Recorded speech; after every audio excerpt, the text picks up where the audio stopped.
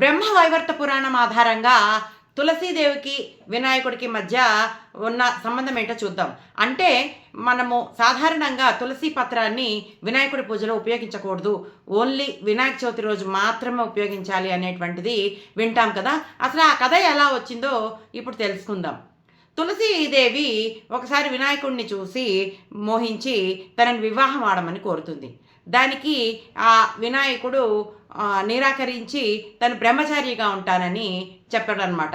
దాంతో కోపం వచ్చినటువంటి తులసి ఈ వినాయకుడికి శపిస్తుందనమాట.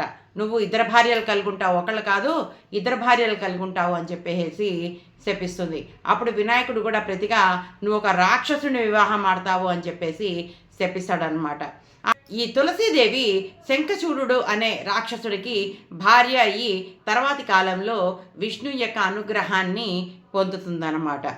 ఒకరినొకరు శపించుకోవటం వల్ల తులసికిను వినాయకుడికి పడదు అని చెప్తారనమాట. అందుకే తులసి పత్రాన్ని వినాయకుడి పూజలో ఉపయోగించరు. వినాయక చవితి రోజు మాత్రం ఉపయోగించవచ్చని వినాయకుడు తులసికి శాప విమోచనం కలిగిస్తాడనమాట. మరిన్ని ఇంట్రెస్టింగ్ విషయాలని వచ్చే సంచికలో తెలుసుకుందాం. అంతవరకు సెలవు.